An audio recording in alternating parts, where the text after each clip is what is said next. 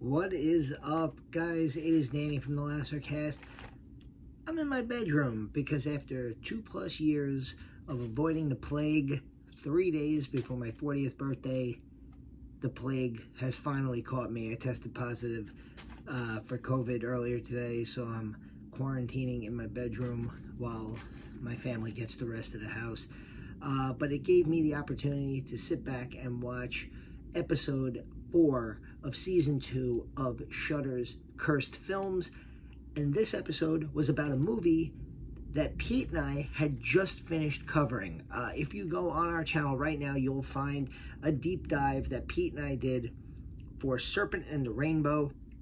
We actually paired that up with Cursed Films episode 2, which was about Rosemary's Baby. So you can find that on our channel right now. This episode on Serpent and the Rainbow might have been my favorite episode of Cursed Films, if for the bizarre reason that it doesn't really have too much in the way of curses. This episode almost felt like it was a behind-the-scenes documentary that you would find on a deluxe edition DVD or Blu-ray. And I really enjoyed that, getting to see a lot of the behind-the-scenes stuff. And the thing that made this extra special was the cast of characters, the cast of talking heads for this episode is probably the best lineup that they've had. They have Wade Davis, the author who wrote the book that Serpent and the Rainbow is based on. They have a producer of the film, David Ladd. They have the stars of the film, Bill Pullman and Cathy Tyson. They have director Wes Craven's son, Jonathan. They have David Leroy Anderson, who did the makeup effects on it. You might know him better for the fact that he won an Oscar for The Nutty Professor, and he is married to Heather Langenkamp, obviously Nancy, of the Nightmare on Elm Street series, who he met through Wes Craven. And he tells a funny story in here about how when he was going to ask Heather Langenkamp to marry him, he didn't ask Heather Langenkamp's father for permission. He asked Wes Craven, which I thought was really funny. This episode starts with Wade Davis, who, again, he is the guy who, he is Bill Pullman's character. He went to Haiti, he lived in Haiti, and he was studying he was studying the people there and how there were reports of people who had come back from the dead. In fact, there's a man who's shown named, I might pronounce this wrong, but Clairvius Narcisse, who in this amazing shot is shown walking next to the grave in a cemetery that he was buried in almost 20 years ago. And he was buried alive. He was pronounced dead, and it was because of this powder and this drug that was used, and Wade Davis was doing research into it. The toxin that stimulates a near-death experience to the point where a coroner could label you dead is called tetrodotoxin. They even bring up the fugu fish, famous from the Simpsons episode. My softball team years ago was called the Sick Fish, and we had the three-eyed fish as our team logo. So to hear that in this episode was really funny. It made me smile. But Wade Davis, he refers to himself as an evangelist of voodoo, and he set out to really disprove a lot of the myths about voodoo that really stem from a lot of the Hollywood movies in the 1930s and 40s. They show I Walked with a Zombie, White Zombie, starring Bela Lugosi, and it was these films that kind of created this stereotype of the zombie as an African-American trope. And when he heard that this movie was going to a horror director in Wes Craven. He was not very thrilled. And when the movie was finished, he also kind of wasn't very thrilled because he thought Wes Craven pretty much did what he was afraid of and made a horror movie about voodoo as this like evil curse that black people, the Haitian people, were using.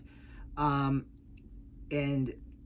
Pete and I talked about that when we did our deep dive review of The Serpent and the Rainbow. The fact that while there are some really scary moments in this movie, it really doesn't age well. Even Cathy Tyson, who is the female lead in the movie, she talks about how, looking back at it, there's that white savior trope of, you know, Bill Pullman's character going down to Haiti and rescuing the people and saving people from, you know, this ancient voodoo ritual. And that if it was remade today, that it would probably have a black man in the lead or a black woman in the lead. And, you know, she says that, you know, she takes solace knowing that she, you know, was a lead in this film, and that, you know, hopefully she can, you know, represent, you know, black actresses, you know, young black actresses looking for a role model for a horror film. I thought it was interesting that Jonathan Craven talks about his father wanting to kind of use The Serpent and the Rainbow as a bridge to get out of the horror genre. Now, later on in his career, Wes Craven would make the Meryl Streep film Music of the Heart, which is, I believe, his only purely nothing to do with genre, horror, sci-fi, you name it. He would go on from Serpent and the Rainbow to make Shocker, which was definitely a horror film. But then The People Under the Stairs is marketed as this like haunted house horror film, when in reality there's a ton of social commentary there. Pete and I talked about The People Under the Stairs in our Serpent and the Rainbow review, and I had mentioned it's one of my favorite films, how it felt like he was giving a redemption for the white savior trope in this film, because the hero in that movie is not just African American, but it's a young African American who is going up against all white villains in a movie filled with social commentary. And then, of course, Wes Craven would reinvent the genre with Wes Craven's New Nightmare, followed immediately by Scream. He would throw in Vampire in Brooklyn, which gave us a black vampire with Eddie Murphy. So Wes Craven definitely knew what he was doing in terms of trying to like break stereotypes. I think that he just kind of fell a little too deep into the tropes in this movie. When it comes to the curse aspects of it, there really isn't a lot to talk about. There aren't like the cast member deaths or the haunted phenomena that happen like they did on many of the other films that are discussed in this series. What the few that they do get into, David Leroy Anderson talks about how the cast and crew went to this voodoo ceremony, and they really got like engulfed in the culture of Haiti when they were there, and they felt that there was like this that this voodoo ritual was done to protect them. But a few of the people in the movie and in the cast and crew felt very negatively affected. Bill Pullman even talks about how he went through some stuff that he doesn't necessarily even feel comfortable talking about, and that, you know, it was a very rough production for him. The best story is about Richard Maxwell, one of the writers, who, from many different accounts, producers and other people on the set, he had a full-blown nervous breakdown, was walking around the set naked. Wes Craven opened his door one day, and there was Richard Maxwell naked, surrounded by cigarette butts. And he eventually needed to go home. Like, he had to like fly home because he just couldn't handle, and there were discussions and rumors about how he might even be possessed due to you know, the voodoo rituals that they had encountered. That definitely was a little, you know, gives you a little tingles. There was some stuff that reminded me of the cursed films on Poltergeist. They talked about how They filmed a lot of scenes in authentic Haitian cemeteries, and a lot of the bones that were used in the movie were real bones. Some of them might have even been real bones that were dug out of cemeteries. You know, one of the things that they kind of dispel in the Poltergeist cursed films, oh my God, there were real skeletons in the pool. There are companies that sell skeletons to film productions. That's not exactly a new phenomena. Here, a lot of the bones on set were actually stolen by grave robbers and brought to the set, and there were a lot of graves and cemeteries and headstones that were desecrated. You could tell that the cast and crew was not very comfortable talking about this, which led me to believe that these were some true stories, and maybe they were reflecting on those. And that brings us to, again, not so much a curse, but probably the most dramatic incident that happened during production, which was a near full-blown riot. There's this one great scene in the movie where they're doing this candlelit processional, and they hired about 1,000 real Haitian people as extras. According to many of the people on set, that 1,000 quickly became 2, quickly became 3,000 to 4,000 Haitian people. This is a country that when they got there, Baby Doc Duvalier had just been, he had just fled. The nation was in turmoil. It was in flux. There were people celebrating the end of a dictatorship, but then he also had his soldiers there that were committing atrocities. So there was a lot of tension, and economically, Haiti was not, and is probably still not, a very wealthy nation. So David Ladd talks about how he thought he had a very good relationship with the Haitian people, and they were going to give them, the extras, $3 a day, $4 a day.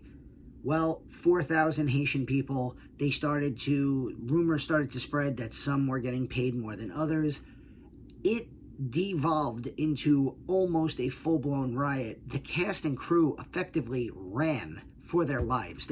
Some went to a church to hide out. Some ran to the buses. David Leroy Anderson talks about how he ran to the bus, and he was one of the first people to get on a bus and get the hell out of there. And basically, the entire cast and crew hopped a plane and flew from Haiti to the Dominican Republic. And that was it. They had committed to filming this film completely in Haiti, but then they ended up finishing in the Dominican Republic because of this riot.